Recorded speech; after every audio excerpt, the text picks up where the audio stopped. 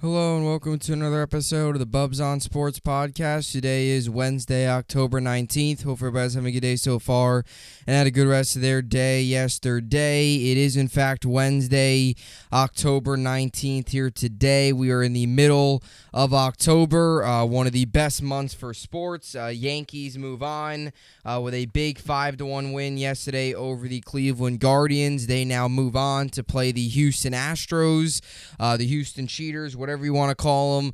Game 1 tonight in Houston, and a big series coming up, an opportunity for this New York Yankee team all these years, going back to the wild card game, to the ALCS exits and all that stuff. This is an opportunity again for this Yankee team to go out and try to prove themselves and take over an Astros team that we haven't beaten in forever. They've had our number every single time we faced them in the playoffs, and we haven't had the answer. So we gotta go out there. We gotta play good baseball. We gotta make very minimal mistakes. Managing has to be good. Bullpen has to be good. Bats gotta come alive.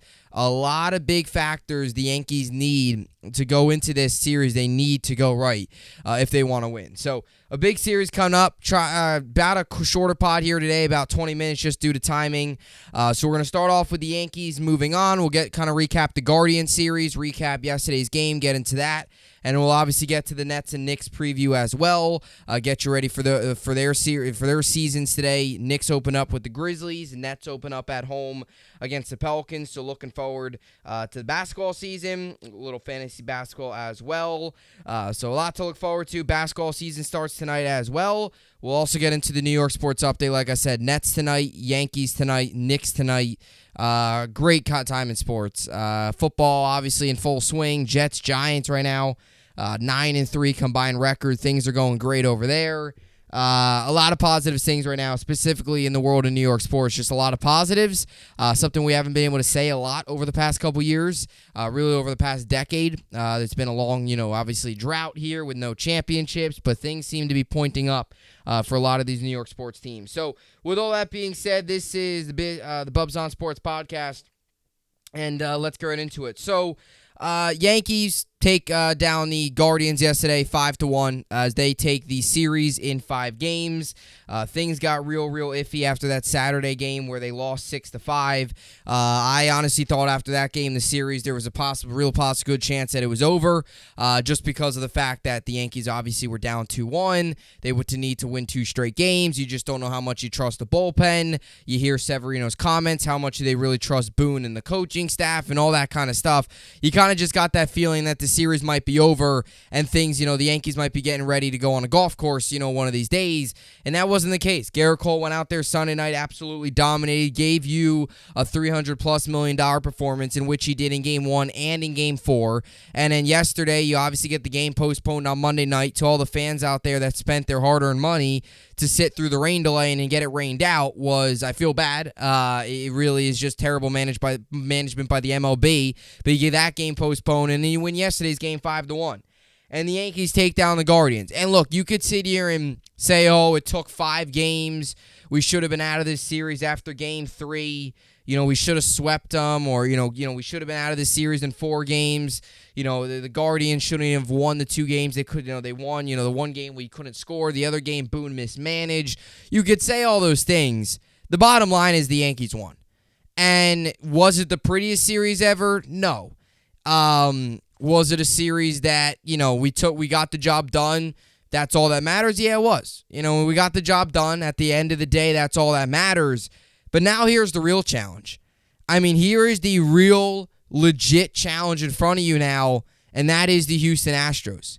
You go and beat the Guardians. You do what you need to do against them. It was 5 games. I don't think anybody saw the series going to 5 games, but it did. And Nasty Nestor and the Yankees stepped up in Game 5 and did what they needed to do in the big moment. And let's be real here, they were the better team than the Guardians. They were. The Yankees have been the better team the entire series. It was just a matter of, managing, who's going to be the better manager. At times, Terry Francona in this series was the better manager. There was also times where Boone was. There was a couple plays where Terry Francona didn't challenge, what didn't make any sense. There was a couple really obvious plays that could have went the Guardians' way, and they didn't challenge. I don't know why they did. I'm not complaining.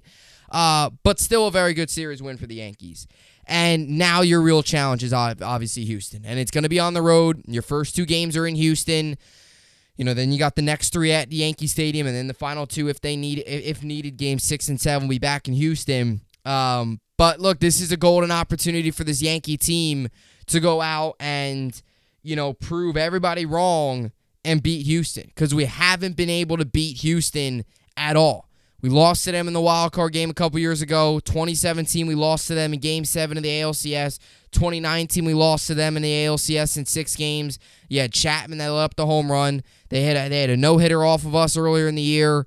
All these things, Houston has dominated us really in the past 5 years. They've dominated us. And to be fair, they've dominated the rest of the MLB. Let's be real here. They've been one of the better baseball teams in all the league for really the past 5-6 years. But this is a golden opportunity again to go out and finally this time take down Houston, because we haven't been able to do it. Twice in the ALCS, in the regular season we haven't been able to, and oh yeah, you go to the wild card game as well, even years prior, couldn't do that either. So got to find a way to come out in this series and get the job done, and it starts tonight with Tyone on the mound against Verlander. And tonight with Tyone on the mound against Verlander, you have a golden opportunity. I know I say golden opportunity a lot, but it's the truth. If you can find a way to steal this game, because if you look at the pitching matchup and you see Verlander versus Tyone, you're saying to yourself, the Astros should win the game if you see that pitching matchup. But if Tyone can go out there and give you 5-6 strong innings, and you can, find a way to get 3 runs off of Verlander, and Tyone allows a run or 2, you get to the Astros bullpen, which is good. But let's be real here. The Yankees have actually hit the Astros bullpen pretty good this year. The Astros bullpen has been really good, but the Yankees, even earlier in the year when they had the big comeback against the Astros, they've actually hit them pretty well. So I'm not overly scared by the Astros bullpen, but the quicker you can get Verlander out of the game, the better. And the quicker you can get JMO some run support, the better too, because he needs run support. You can't possibly not score, because JMO's going to let up runs. Whether it's 2, 3, or 4, he's going to let up runs. He's not going to go out there, and maybe he will, prove me wrong. I don't think he's going to go out there and throw 7 scoreless innings. Cole can do that. Nestor can do that. Tyone can't. You need to score runs today, and it starts with jumping on Verlander early. Whatever the Mariners did in Game 1, do that exact same thing, except don't blow the lead. I mean, the Mariners put up six runs on Verlander in 4 innings. And I was writing down the numbers in my scorebook today getting ready. Verlander has a 13.5 over ERA because he had 10 hits, 6 runs, a homer allowed, and 4 innings pitched so far in his 1 ALDS start. So right now his postseason ERA this year is 13.50 and 1 start. He got hammered. He got destroyed. He got smashed. Go out there and do that again. Go out there behind Tyone, steal Game 1. If you can steal Game 1 tonight, Yankees are in the driver's seat, because now the next 3 days are lined up perfectly. You got all your guys going. Nasty, Cole, and Sevy, all those guys. Not in that order, but all those guys will be going. Those are your 3 best pitchers. And you hope, too, that, Montez is back. Maybe he can play a little bit of a role as well, coming out of the bullpen, or if you need him in, one of these games coming up, whatever the case may be. He's got great numbers against Houston, and he's back. So, looking forward to this series. The Yankees are going to need to come out in this series. They got to hit. They have to hit. And I know that might sound Captain Obvious, but let's be real here. Have the Yankees hit off of Houston in the playoffs? No, they really haven't. 2017 in the ALCS, they couldn't hit off of them. It was their pitching. And in Game 7 of that 2017 season, I know it's a completely different team. I understand that, but I'm just using it as an example, as the Yankees as a whole just can't seem to get past them. They couldn't score runs. They got shut out, as a matter of fact, in Game 7, 4-0. You go to 2019, they scored some runs. Their bullpen was struggling, but it still wasn't good enough. And then even this year, the Astros no-hit them. The Yankees have to score runs. You got to score runs. Get on them early. Jump on them early. Because the more runs you score, the more cushion you got going to the bullpen, it only lines you up better for the next couple games, because you don't got to use your whole high leverage guys in the first game or two. Have Houston have to use their high leverage guys. If they're down 4-2 or 5-2 and they need to keep the game close, let them utilize their bullpen. Let them blow through their bullpen in Game 1, so then you have the advantage in Game 2. Right? You can't go out there and have, put put up one hit against Verlander in 7 innings, have him strike you out 9 times, be efficient with it, go to the Astros bullpen down 3-0, and have to find a way to muster up 4 runs in the final 2 innings, and you got 6 outs to muster up 4 runs. Don't let that happen. You can't let that happen. So it starts with the offense, and I think we'll see a big boost. I'm really glad Peraza's in the on the roster. I'm glad to see Carpenter very well could be. You look at now with Hicks being out, Marwin being off the roster. You look at it now and you say to yourself, all right, it could look like a Carpenter at DH, Stanton in left, Bader in center, Judge in right, which to me is your best case scenario. And then shortstop's either Oswaldo, or it's Oswald, or it's IKF. You're going to have to choose between the 3 of them. I'm assuming it's probably going to be Oswaldo. The only thing Oswaldo needs to work on, he needs to be better with the communication between him and the left fielder, because the same thing happened in Game 3, I believe it was, against the Guardians, and then last night too, when, or I should say yesterday mid-afternoon, when he ran into Hicks, and he's now out. He's out 6 weeks, so he's out for the remainder of the year, because 6 weeks, obviously, season's going to be done by then. So, look, tonight's go through the bullpen. It's tough to see Marinaccio there, but guys, again, like Peralta are going to continue to play a big role. Loiza's going to need to be big. You're going to need, especially tonight, you can kind of get that feeling you might need that bridge guy. So whether that's a Montez, whether it's a Schmidt, one of those guys you might need if Tyone only gives you 4 innings. You're going to need that guy to chew up 2-3 innings. The best case scenario tonight is Tyone gives you 5-6 innings of 2-3 run ball, which isn't bad. I'm talking like realistic scenario. Obviously, best case scenario is Tyone goes out there, and I'm not saying throw a 9-inning shutout. He goes out there, throws 7-8 innings of shutout baseball. You hand it over to Holmes or somebody in the 9th. They get the job done, and you put up 5 runs in the first 3 innings against Verlander. That's obviously ideal. But being realistic, if you can find a way to muster up 2-3 runs against Verlander, and you go to the bullpen with a 1-run lead, 2-run lead, something like that, that's huge for the Yankees. That plays in their advantage. You can't go to the bullpen down. You can't go to the bullpen down 3 runs. But it all starts with getting the runs against Verlander, because you got to get to the Astros bullpen early. The longer Verlander's out there, the worse it's going to be for the Yankees. Because when he's in a groove, when he's out there and he's pitching for a long, long time, he's on his game. He's working in his 7th. He's working to it in the 8th. He's a workhorse. Let's be real here. Let's tell it like it is. So, going to be interesting. Obviously, how are the Yankees going to pitch? How are the Yankees going to go around Alvarez? What are they going to do about that? I think, personally, in my opinion, Yordan Alvarez is so good, you just walk him. Walk him, or just completely don't give him anything close. Try to make him chase. You got 2 outs in an inning. The last thing you want is to throw him a pitch down the middle, let him drive it, and give the Astros some momentum that was really just no need for it, right? If you got 2 outs in the inning, even if there's a runner on like second with 2 outs, and you're up 2 or you're up 3, don't pitch to him. Don't pitch to him. Pitch to whoever's next. Because you just can't let that happen. Even if it's first and second. You could pitch to him a little bit more then. You kind of have to, because you don't want to walk the bases loaded and then have 2 outs bases loaded. But, especially if there's nobody on and there's like 2 outs, don't pitch to Yordan Alvarez. Just don't. Pitch around him all series. Unless if you find a way to get him out, just pitch around him. Try to get him to chase. If he doesn't chase, oh well. I'd rather him walk 20 times in this series than hit 5 home runs, have 9 RBIs, and have a batting average of 600. Let's be real with that, right? So that's my biggest thing, especially when you get to the bullpen, because something about Yordan Alvarez in late inning home runs, he's just like loves to hit them. So he's another guy to look out for. The Astros are a talented team. We all know it. But it all starts tonight, right? You got to find a way to get a game on the road. You don't want to go back to Yankee Stadium down 2-0. Like, this is Houston. They're a really good team. Like, this is your time to finally, all these years of Houston always beating us, this is your opportunity to go out there and beat them. And, look, I think, obviously you're always going to try to talk yourself into it, but Stanton's going to need to be big. Judge is going to need to be big. You're going to need your big bats to show up, especially tonight against Verlander. You can only hope that Verlander. You look at the Astros lineup, which is actually out now. Yordan Alvarez, so it's Altuve, Pena, Alvarez, Bregman, Tucker, Gurriel, Diaz, McCormick, and then Martin Maldonado will be catching.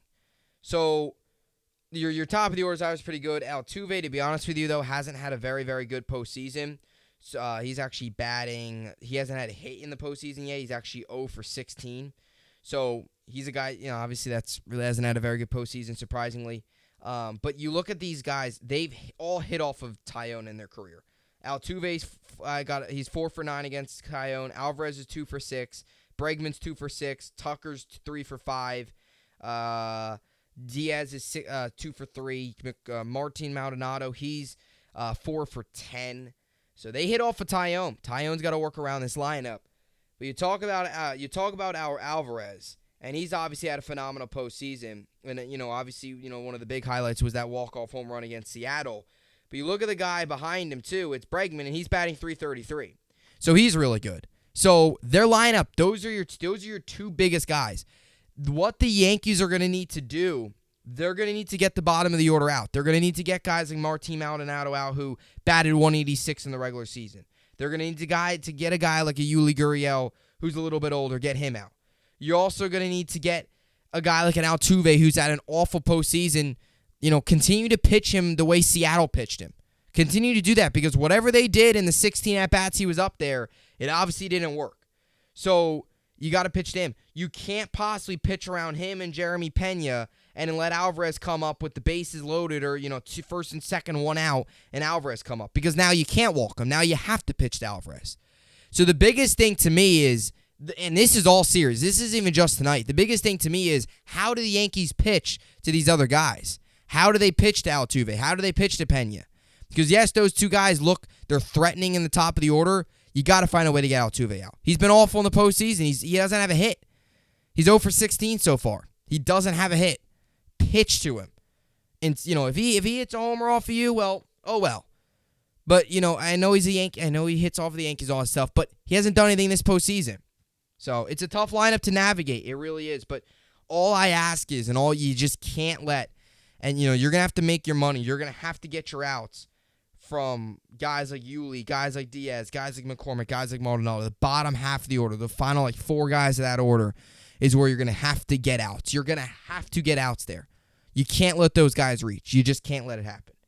So it's a tough order. If it's a tough order to navigate because you really can't think of many weaknesses. Alvarez and Bregman's the scariest part. You have 2 guys that have been phenomenal in the postseason already. 2 guys that had very solid regular seasons.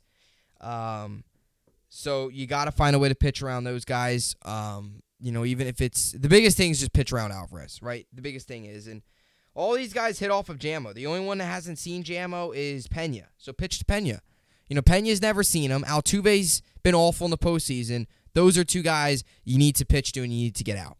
Because again, Jordan Alvarez and Bregman come up with first and second, nobody out. That's when the game could blow open. That's when the 3-run homer can come in. And we've all seen this year, when the Yankees let up that 3-run bomb or that 4-run inning, they lose those games. Because they just, sometimes their offensive firepower, and again, look at the pitcher on the other side, right? I think what Taillon needs to do is, he needs to realize who the Yankees are facing on the other side and say, look, don't do anything fancy. Don't try to load up the stat sheet with strikeouts. Let the guys soft contact, let the field make the plays, get 5-6 innings, call it a day. Don't try to be fancy and work on use a pitch that you don't usually use. Try to fool one of these guys, hang it over the plate, and just like that, blink of an eye, it's a 3-0 ball game or a 4-0 ball game or bases loaded, nobody out, or whatever it is. Just so you can't let that happen. So that's my biggest thing. Bullpen, too, is going to be interesting to see how they manage it. Peralta's been great. He's another guy. Judge. It's the obvious guys that need to step up. Bader's been very good. Look forward to seeing him. Yankees lineup is actually out right now. So, I could read that right now. Yankees lineup's actually out. So it's Torres, Judge, Rizzo, Stanton, Donaldson, Carpenter, Bader, IKF, Trevino, and Taillon. So they went with Judge. They went with the normal top 3. They put Stanton at 4, which has been the normal, but he's in left. Donaldson's at 3rd. They plugged Carpenter into DH. Bader's in center. IKF's at short. Trevino's a catcher. I'm not really so surprised by that. Oswaldo's not in. I'm not over surprised, though, by the fact that IKF's in. I'm not surprised. Now, if IKF tonight goes over 4 and makes an error, you're going to see Oswaldo or Peraza in there tomorrow. You are. Who knows how many games they're going to put Stan in. I mean, you have the day off on Friday, so you can work with playing him 2 days in a row, and then you'll have the built-in day off on Friday, but then you'll have 3 in a row again before you got to travel again. So it's interesting to see how the Yankees will handle it. But I like the fact that Stan's in left. It gets Carpenter's bat, and I keep saying this about Carpenter. He's a hitting key for this series because if he can get hot, you don't know how huge that is for this Yankee team. If Carpenter can get anywhere near like he was in the beginning of the regular season, that is so pivotal for this New York Yankee team. It really is. It really is that pivotal. So, interesting lineup without Peraza. Obviously, I think a lot of people saw that coming, but I like the lineup. I think it's a lineup that is obviously gotta find a way to get the job done. No other way to put it. So your bench is LaCastro, Peraza, Higgy, and Cabrera. But I look at it as I like the bench. I think the bench is stronger than it was in the first couple games of the series. Peraza coming off the bench, I have no issue with. And then Oswaldo, too. Those are 2 guys coming off the bench. And Oswaldo, too, he's flexible. So if the Yankees want a pinch run for Stan, you could plug him into the outfield instead of having to plug in a guy like a Marwin or a Hicks. You can plug in Oswaldo. So I think this makes the Yankees lineup much deeper, obviously, even with a possible bench option if in the later innings you choose to pinch hit for Stanton. And Oswaldo can plug in perfectly fine. You don't have to. It's not like you're hitting Marwin 4. I mean, Oswaldo can hit up there perfectly fine. So I have really no issue with it. With the lineup, and your pitchers are Holmes, Loaizaga, Trevino, Montes, Herman, Schmidt, Castro, Weiser, and then your one lefty's Peralta. They left Licky off the roster, so you're going with more pitchers than they did in the which is better. 7-game series, you want more arms, especially with it being 5 games in 6 days. You only have the 1 day off in between. It's not like the ALDS where you had a game, a day off, a day off, then 2 games or 3 games in a row. It's 2 games, day off, 3 games, day off, then 2 games after that. So you don't have those 2 days off and sandwich in between 1 game or 2 games. It's not like you have a game, day off, game, day off. It's not like you have 2 off days and 2 games. You got 2 games off day. You got 5 games and 1 off day. So you have a lot more games to navigate, which I think why the Yankees went 13 deep on the pitchers, which is probably smarter. Give them a little bit more depth there at that spot. But I mean, yeah, we gotta find a way. Gotta find a way. It's so many years of losing to the Astros. It's like you get to a point where Yankees, you're known as the evil empire, you're known as the big scary team. It's time to go out there and prove it, and that's the bottom line. So game 1 tonight, fired up. You also got basketball. I'll be quick. Nets, Knicks this year. Look, I mean, I think, the expectation and I don't know if the expectation for the Nets should be win a championship, but that has to be on the radar because you have Kevin Durant, you have Kyrie Irving. Realistically, 5-6 seed probably for the Nets. Biased opinion, your optimistic opinion, maybe they can get to a 3 or 4 seed, but I think realistically the Nets are probably a 5, 6, or even 7 seed.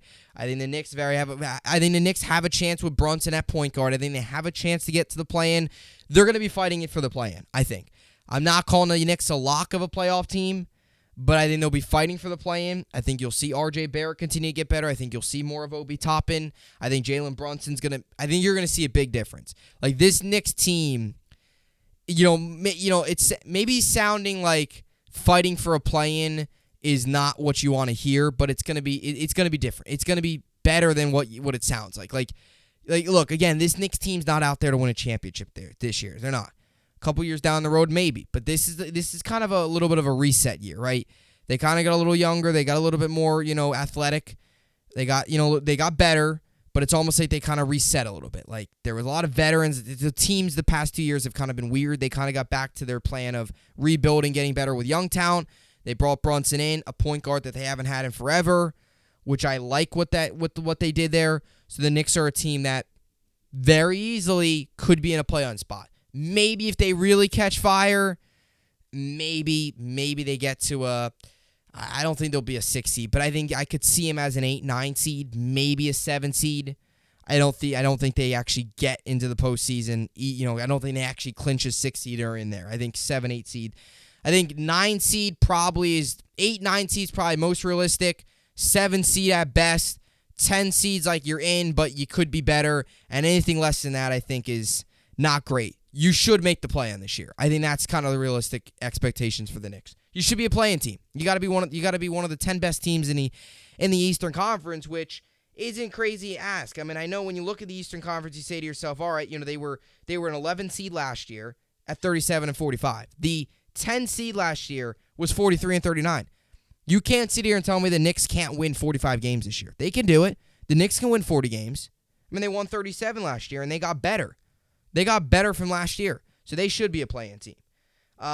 So we'll see how that goes, especially when you look at the rest of it. Pistons are an interesting team in the Eastern Conference, too. Nets were a 7 seed last year. I would hate to see the Nets in a play-in. I don't think the Nets should be anywhere close to the play-in this year.